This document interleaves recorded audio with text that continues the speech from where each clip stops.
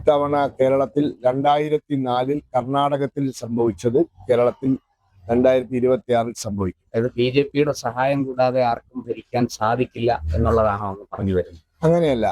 2004 കർണാടകത്തിൽ സംഭവിച്ചത് എന്താന്ന് വെച്ചാൽ, കർണാടകയിൽ ആദ്യമായി ഒരു തൂക്ക് സമയമുണ്ടായി. ആർക്കും ഭൂരിപക്ഷമില്ലാത്തൊരവസ്ഥയുണ്ടായി.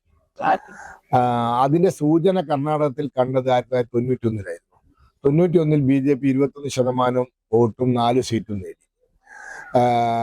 പിന്നീട് നടന്ന അസംബ്ലി തെരഞ്ഞെടുപ്പുകളിലൊക്കെ BJP ഒരു വലിയ ശക്തിയായി വളർന്നു. 2004 BJP ഏറ്റവും വലിയ ഒറ്റകക്ഷിയായി.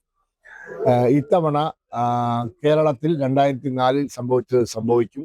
കാരണം 91 കർണാടകത്തിൽ സംഭവിച്ചത് 2024 കേരളത്തിൽ സംഭവിച്ചു കഴിഞ്ഞു.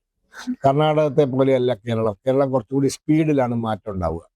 അപ്പോൾ ഇത്തവണ കേരളത്തിൽ നിയമസഭയ്ക്കകത്ത് ഗണ്യമായ സംഖ്യയിൽ BJP ഉണ്ടാവും. കേരളത്തിൽ കൃത്യമായ ഭൂരിപക്ഷം ഇരു മുന്നണിക്കും ലഭിക്കാൻ സാധ്യതയില്ല. അപ്പോൾ സംഭവിക്കുക, ഏതെങ്കിലും മുന്നണിയിൽ നിന്നും ചില ഘടകകക്ഷികൾ മറ്റു മുന്നണിയിലേക്ക് പോയി സർക്കാർ ഉണ്ടാക്കാൻ സാധ്യതയുണ്ട്. അങ്ങനെയെങ്കിൽ ഒരു മുന്നണി പൂർണ്ണമായിട്ടും തകരും എന്നുള്ളതാണ്. ഒരു മുന്നണി, കേരളത്തിൽ ഒരു മുന്നണിയുടെ കാര്യം ഏതാണ്ട് തീരുമാനമാണ്.